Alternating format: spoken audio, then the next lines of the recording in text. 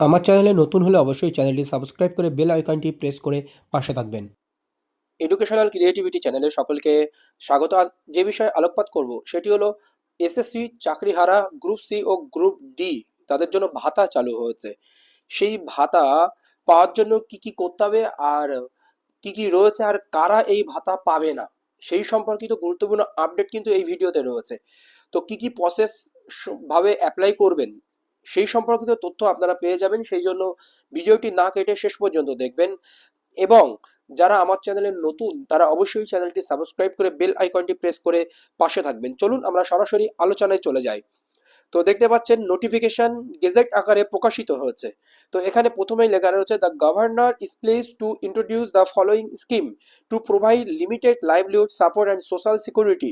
এখানে যে স্কিমটি চালু হয়েছে সেটা হচ্ছে জীবন জীবিকা সাপোর্ট দেওয়া এবং সামাজিক সুরক্ষা প্রদানের জন্য বা নিরাপত্তা প্রদানের জন্য হিউম্যানিটেরিয়ান মানবিকতার নিরিখে একটি স্কিম চালু করেছে ওয়েস্ট বেঙ্গল গভর্নমেন্ট টেম্পোরারি বেসিসের উপরে ভিত্তি করে। Consequential order of any competent court, কোনো কোর্টের দ্বারা এটা হচ্ছে ফলপ্রসূত হয়ে এটা করা হয়েছে। To the distress families of non teaching staff in group C and D category. Group C and D ক্যাটাগরির যে ডিস্ট্রেস ফ্যামিলি যাদের চাকরি বাতিল হয়েছে 2016 নিয়োগ প্রক্রিয়া থেকে, তাদের জন্য এটি চালু করেছে। Through the selection process, who were recruited through the 2016 selection process conducted by the West Bengal Central School Service Commission and who have lost their jobs and whose salaries have been discontinued for reason beyond their control as a consequence of court proceedings which are yet to attain finality as on the date where review petition are pending before the honorable supreme court, যার উপরে ভিত্তি করে supreme কোর্টে review petition দাখিল করা হয়েছে। আপাতত temporary basis এটা দেওয়া হবে। তো কোন মামলার পরিপ্রেক্ষিতে এখানে দেওয়া রয়েছে state of West Bengal versus Baishakhi Bhattacharya and ORS, যেটা 3 এপ্রিল 2025 যে অর্ডারটি এসেছিল তাতে এখনো রিভিউ পিটিশন করা হয়েছে সুপ্রিম কোর্টে। এটার উপরে ভিত্তি করে কি চালু করা হয়েছে স্কিমটি হচ্ছে limited livelihood support and social security on humanitarian grounds. এটা কিন্তু লেবার ডিপার্টমেন্ট থেকে এই ভাতাটা সাম্মানিকটি দেওয়া হবে। এখানে আর্টিকেল 21 ও আর্টিকেল 41 কথা এখানে উল্লেখ করা হয়েছে। তাছাড়াও constitution envisages the state to be welfare state হয় preservation of life of every person, প্রত্যেকটি ব্যক্তির তার জীবন জীবিকা সংরক্ষণের জন্য বলা হয়েছে। এছাড়াও by reason of the said judgement several thousand of person have been rendered jobless overnight affecting their right to life and livelihood. তো চলুন এইবার আমরা দেখে নিই এই স্কিমটি যে চালু করা হয়েছে সেই স্কিমের ডেফিনেশন আর কি কারণে ডিস্ট্রেস ফ্যামিলি কারা রয়েছে সেই সমস্ত বিষয়গুলো এখানে রয়েছে। এইগুলো জানার বিষয় আমার বা আপনাদের নয়। আমাদের যে বিষয়টি জানার সেটি হলো কারা পাবে আর কারা পাবে না, তো সেটাই আমরা দেখে নেব। আর এই যে নির্দিষ্ট কমিটি ফরমেশনের মাধ্যমে করা হয়েছে এবং এখানে রাজ্যপালের সম্মতি রয়েছে, সেই জন্য এটা আবার চ্যালেঞ্জ হওয়ার কোনো প্রশ্নই আসছে না। এবার registration process to avail benefits under the schemes, এই স্কিমের আন্ডারে বেনিফিট পাওয়ার জন্য and eligible non teaching staff group C D category belong to distress family, যারা ডিস্ট্রেস ফ্যামিলি থেকে গ্রুপ সি ডি ক্যাটাগরিতে চাকরি করছে নন টিচিং স্টাফ, তারা এর জন্য এলিজেবল। এখন বলা হচ্ছে eligible non teaching staff and group city কারা সেটা আমরা দেখে নেবো, কিন্তু তার আগে অ্যাপ্লিকেশন কি করে করতে হবে।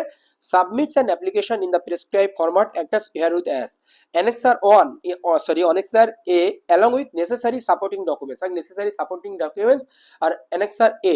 সেই অ্যানেক্সার এ কিন্তু এই ভিডিওর নিচে এই অ্যানেক্সার এ দেখিয়ে দেবো বা আপনাদেরকে পিডিএফটি দিয়ে দেবো, আপনারা ওখান থেকে কালেকশন করে নিতে পারবেন। Supporting documents to the additional chief secretary or principal secretary or secretary of the school education department, head of the department through the concerned district inspector of school of district under the his or school is situated and where he she is last employed, যেখানে সে কাজ করতো last employed ছিল সেখানে district inspector of স্কুলের মাধ্যমে বা head teacher মাধ্যমে একটা প্রিন্সিপাল অফ সেক্রেটারি এবং স্কুল এডুকেশন ডিপার্টমেন্টের দ্বারা অনুমোদিত কোনো একটা তথ্য বা ডকুমেন্টস তুলে ধরতে হবে আর সঙ্গে অ্যানেক্সার এ সেই তথ্যটি দিতে হবে। এবার এটি কোথায় পাবেন, আপনি আপনার হেডমাস্টারের সঙ্গে যোগাযোগ করবেন বা কনসার্ন ডিপিএসসি তে যোগাযোগ করবেন। সেই কনসার্ন ডিপিএসসি দ্বারা থ্রু দা এই কাদেরকে মাধ্যমে আসতে হবে, district inspector of school through district inspector স্কুলের মাধ্যমে যেটা ডকুমেন্টসটা আসবে। আর additional chief secretary or principal secretary or secretary of the স্কুলকে পাঠাতে হবে এই ডকুমেন্টসগুলো of the school education department. এই তথ্য কিন্তু এখানে দেওয়া রয়েছে, আপনারা পড়ে নিলে আরো বিস্তারিত কিন্তু বুঝতে পারবেন। The school education department will forward the same to the labour department. এবার যে স্কুল এডুকেশন ডিপার্টমেন্টে যেটা আসবে ডিস্ট্রিক্ট ইন্সপেক্টরের মাধ্যমে যে তথ্যটি স্কুল মারফত হয়ে সেটি কিন্তু আবার স্কুল এডুকেশন ডিপার্টমেন্ট লেবার ডিপার্টমেন্টে পাঠাবে, কারণ এটা লেবার ডিপার্টমেন্টের মাধ্যমে এটা পারিশ্রমিক ওই ভাতাটি দেওয়া হবে। Ensure the his her name was reflected in the payroll of the department and it is directorate or board against a permanent vacancy. যে পার্মানেন্ট ভ্যাকান্সিতে সে কাজ করতো তার ডিপার্টমেন্টে বা ডাইরেক্টরেটে পেরোলে তার নাম আছে কিনা সেটা দেখা হবে। একটা টাইম অফ প্রোনাউন্সমেন্ট অফ দ্য সেই জাজমেন্ট, সেই জাজমেন্ট যে জাজমেন্ট দেওয়া হয়েছিল সেই জাজমেন্ট দেওয়ার সময়ে তার নাম কিন্তু পেরোলে ছিল কিনা সেটা দেখা হবে নির্দিষ্ট ডিপার্টমেন্টের মাধ্যমে। Not have cross the age of superannuation on the date of submission of the application করার সময় তার জন্য চাকরি সুপার অ্যানুয়েশন হয়ে গেছে, তার চাকরি বয়স মেয়াদ শেষ হয়ে গেছে, সেটা কিন্তু হবে না। not be gainful employed in any manner whatsoever whatsoever in any other organization at the time of application। অ্যাপ্লিকেশনের সময় তারা কোনো জায়গায় এমপ্লয়ি থাকতে হবে, কোনো অর্গানাইজেশন থেকে সুবিধা পেলে হবে না। Provide that the non teaching staff is group C or group D category who have lost their jobs or are facing a stoppage of salary due to any disciplinary proceeding or other penal action। এবার কারা পাবে না, এখানে 3 আর 4 পয়েন্টে যারা আছে বা 2 পয়েন্টে যাদের বলা হচ্ছে তারা পাবে না। এটা খুব গুরুত্বপূর্ণ। এখানে বলা হয়েছে যে penal action by the state government shall not be eligible for any benefit or livelihood under this scheme. এখানে খুব গুরুত্বপূর্ণ যে তথ্যটি তুলে ধরা হয়েছে সেটি হলো গ্রুপ সিডি ক্যাটাগরি যে ক্যান্ডিডেট রয়েছে তারা জব হারিয়েছে বা স্যালারি বন্ধ করা হয়েছে কোনো এনি ডিসিপ্লিনারি প্রসিডিং, কোনো ডিসিপ্লিনারি প্রসিডিং এর জন্য অর্থাৎ পেনাল অ্যাকশন, তাদের কোনো শাস্তিমূলক ব্যবস্থা নেওয়া হয়েছে, তাদের মানে নীতি বিরুদ্ধে তারা কোনো কাজ করেছে তার জন্য তারা স্যালারি পাচ্ছে না বা জবলেস হয়েছে স্টেট গভর্নমেন্টের দ্বারা, তাহলে তারা কিন্তু এই সুযোগটি পাবে না। তার মানে এই নয় যারা চাকরি বাতিল হয়েছে শাস্তিমূলক ভাবে বা যারা অযোগ্য তাদের কথা এখানে বলা হচ্ছে না, সবাইকে এখানে বলা হচ্ছে। আর এটাই এখানে তুলে ধরা হয়েছে।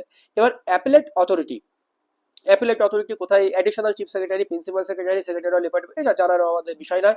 আর কত করে দেবে এখানে দেওয়া রয়েছে, belonging to district family shall be entitled to receive cash assistant of 25,000 group C and per annum per month, আর 20,000 গ্রুপ ডি ক্যান্ডিডেটরা কিন্তু এটা পাবে।